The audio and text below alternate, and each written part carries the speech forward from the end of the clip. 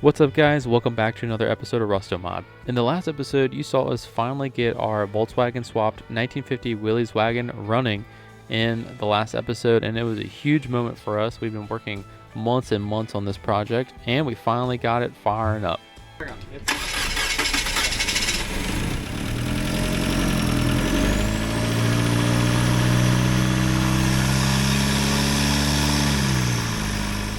Now you saw in the last episode, one of our biggest issues was just getting the engine dialed in. And that's probably one of the biggest projects that we had to overcome on this build, was just figuring out how to work everything with a unique engine to a unique transmission to a very unique body. It was a lot of figuring out. And we have never done a Volkswagen turbo diesel swap before, so this is all new to us. But we finally got it running well enough to be able to try to drive this thing for the first time. So in the last episode you saw we were trying to mess with timing and trying to mess with fueling. So we got it idling pretty good, and we wanted to try to see if this thing will move under its own power, because we haven't even driven it with this transmission before. The transmission was rebuilt and we don't even know if it works. So let's find out if this thing actually moves under its own power. All right, well, we got the brakes bled. You saw in the last clip that we got the thing finally running and timed pretty good. So the next thing to do is try to drop it out of here and see how this thing shifts on the road. We don't know anything about the transmission, so we want to make sure it shifts, and if we have any other problems before we drive it all the way to hot rod power tour. So we're gonna figure that out now. So hopefully we don't have any issues, but we'll see what happens here.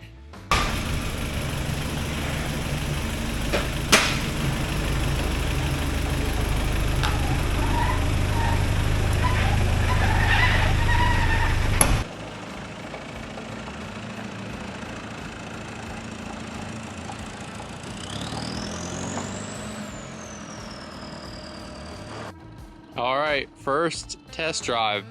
Pulling it out of the shop, just put some coolant in it, seeing if the transmission shifts.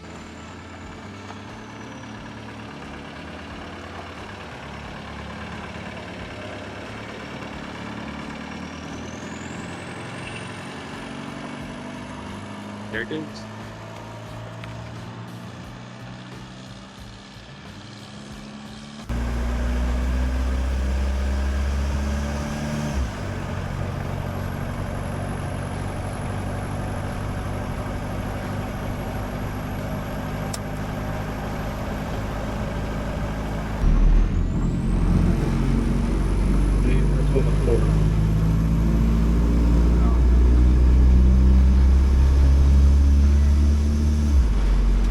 Second, down. I don't know what gear we're in.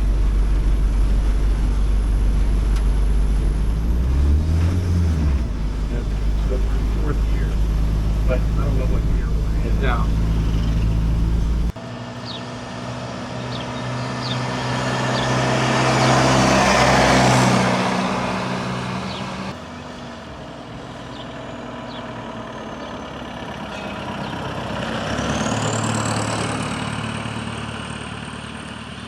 All right, so pulled it back in. It drives, runs, stops, but it does all those things really bad. So the transmission, I guess, is not shifting from second gear because most likely the TV cable needs to be adjusted. So we're looking up that to try to figure that out. And it's just making some clunking noises, which we've pretty much shorted. The drive shaft is hitting the shifter whenever you hit the brakes, so we can clearance that. The shocks need to be adjusted, so some small stuff, but if we can get the shifting down, it'll be a lot more successful first drive. But at least it is moving and running and driving under its own power, so that is a huge win.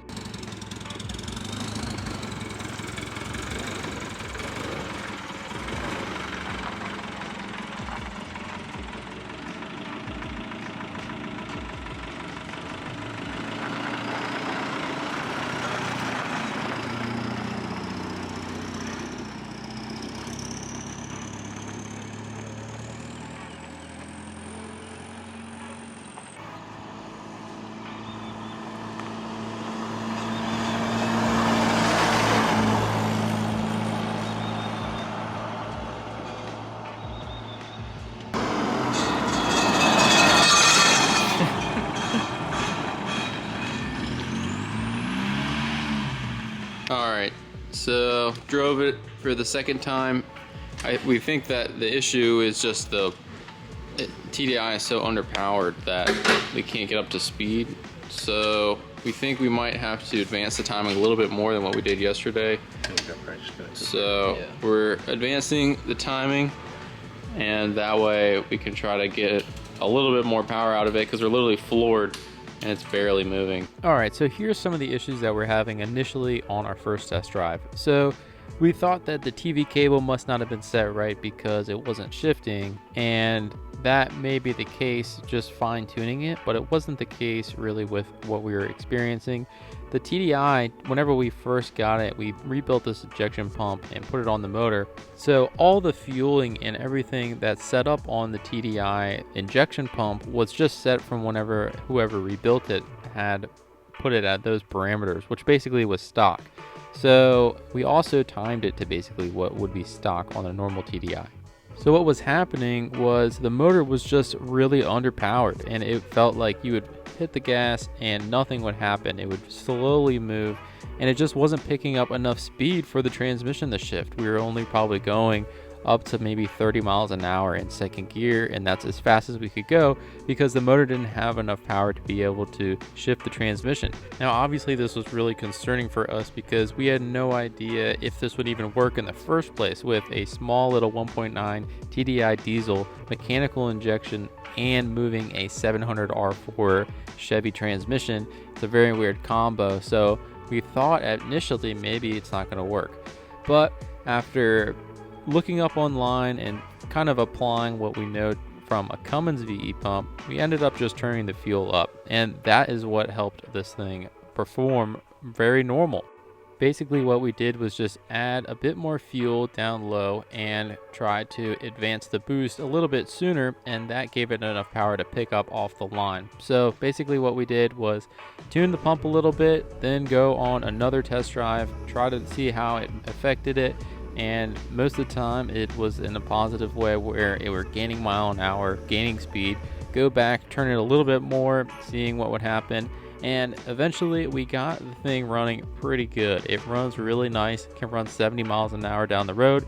In fourth gear, you hit lockup converter and it's tacking probably around 1500 to 1200 RPM at 60 miles an hour. So it's actually a really nice cruiser, but it took days to be able to get this pump and the engine dialed in to be able to get this thing set right where we wanted it.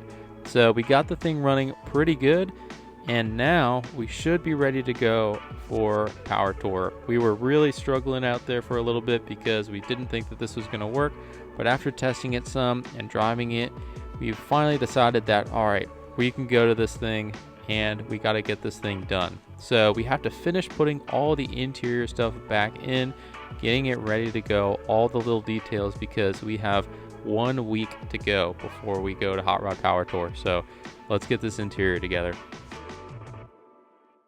We got the air conditioning wired up here. All the controls are in the original Willys panel where the gauges used to be. There is the fan, the air conditioning. This is the vent, and we have to redo the knob on that. And then that's for the heat, the valve where the heater core goes. And then we ran all our air conditioning lines and everything to the box. So it should turn on. Our fan kicks on, comes out of our vents. Yeah. And then AC on. So our vents are here. We still have to put those in, but so yeah, we got cold air coming out of there. So yeah, that works good. All right, so we're adding some fluid to our electric power steering. So since we don't have the power steering accessory on this, we had to run electric power steering out of a Mini Cooper, and it worked pretty good. So we're gonna test it now, see if it works on the Jeep box here.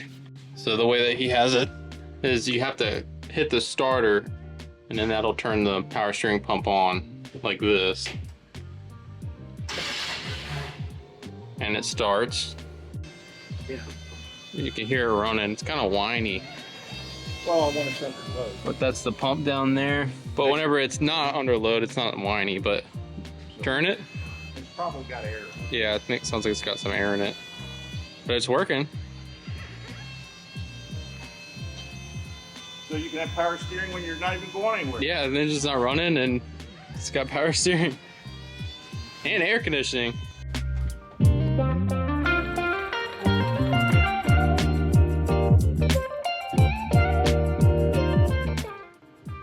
Alright, so that's pretty much it for the dash. Everything is tight. And the only thing we have left is we have the ashtray that goes here, which we're gonna hook a EGT gauge in, and then we gotta put the glove box back in, steering wheel. So we gotta put all the trim on, and then the door panels and the carpet. There, battery light came on. That's good. There's the gauges. Yeah. All right, let's see. I do with the van. Plus Radio. the finale of Succession. Those stories. Radio, left, right, yeah, hazard. Yeah. Okay. The lights. So parking Oh, lights, yeah. so we got lights, Cool. and then we got all the dash lights there. We have been trying to get the pump adjusted, and I think we got it adjusted pretty good. It seems like it's running the best it ever has. The transmission's shifting great.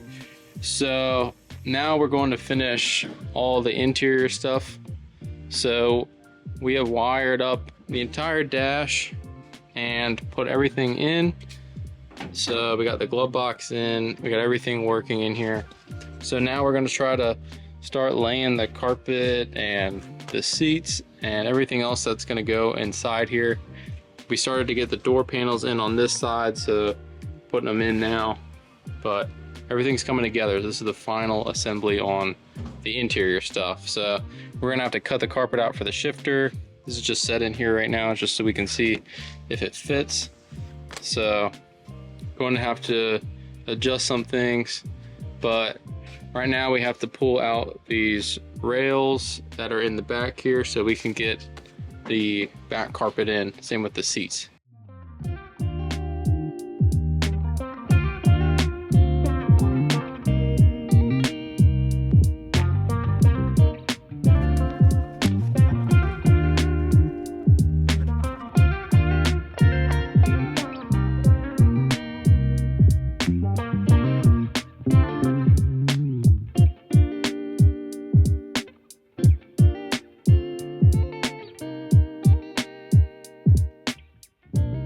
All right, we got all the carpet on the back installed. We got the rails in. So now I can start assembling the console, get that in there, get the seats in, and everything should bolt in for the final time. We got our wired up everything for the emergency brake light, and then all the USB stuff that's gonna go into the console, the cigarette lighter stuff. So it's coming together. We just gotta put the front carpet in and do a little bit of other stuff like the speakers and some stuff, but the interior is really coming together pretty quick. So pretty happy with how it's turned out so far. So let's get these seats and console installed, and we should be able to take it to our local car meet tonight. All right, we're finally getting our interior installed. If you guys saw in a previous episode, we got this interior out of a junkyard. The console is actually out of a Chevy Equinox, and the seats are from a Volvo SUV. And we actually got the second row seats, so they're fully mechanical, and the back seats are going to be the third row seats. So we're just putting those in and finishing up all the little trim pieces on the Willys interior. Now the other thing that we had to do is put the door panels on. Now these are just the original door panels that came with our Willys, but we're actually going to do something really cool with the door panels once we get back from Power Tour. All right, we're getting the seats put in for the last time. So they're hooking into the rails here.